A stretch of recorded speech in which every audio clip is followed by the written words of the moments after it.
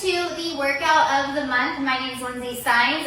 Our first exercise is going to be a push-up. So all of these exercises are body weight exercises. I'm going to go through each one and give you some tips and tricks to make sure that you're doing them correctly. So whether you're doing a push-up on your knees or a full body push-up, we want to make sure that our joints are stacked. So our shoulder on top of our elbow and our elbow on top of our wrist. So we're not way out in front and we're not really super wide. So joints are stacked. If we are going to be doing a full push-up, we want to make sure that we squeeze our glutes and our core is really tight.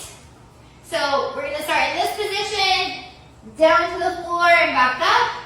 If we are doing them on our knees, start in this position and just drop your knees. Then we're going to push up from there.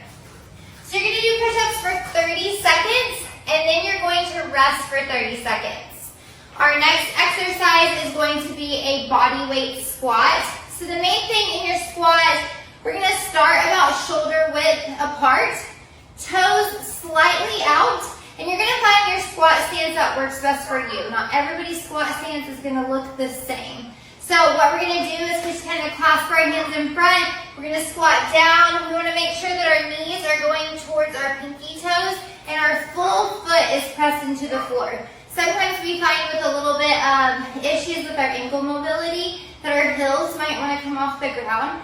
So really force your heel into the ground, force your foot into the ground, and squat, tracking your knees towards your toes and back up. So a side view of that looks like this.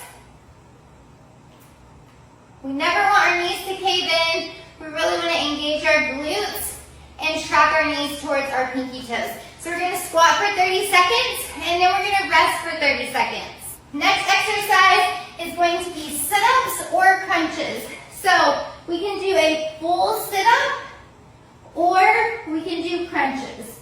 Either way, whatever works best for you and where your current ability is right now. So we're going to do sit-ups for 30 seconds and then rest for 30 seconds. Next is going to be a plank.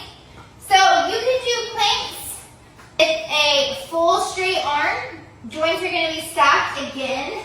Glutes are tight, core is tight. We don't want to sag your back and we don't want to arch up. So nice, tight, neutral spine.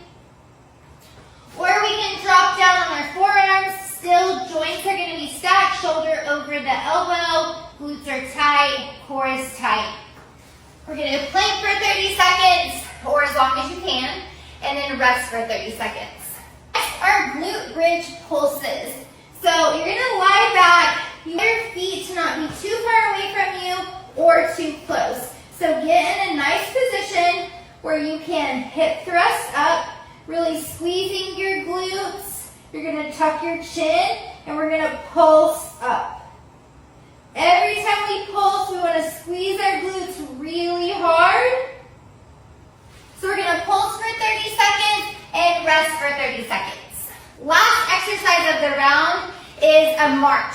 So not just any march. We really want to get our knees high. We want to engage our core and march for 30 seconds. And then you're going to rest.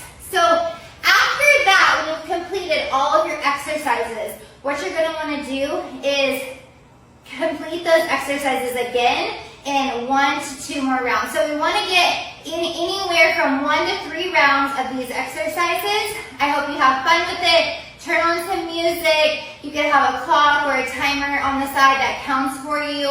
But really have fun with it and move your body. You can do these exercises every single day. Now, if you're sore and maybe you haven't exercised in a while or maybe never, then I would recommend starting with 1 to 2 days a week, walking the other days, and then moving and progressing up on how many days you can do this exercise. Have fun with it and enjoy.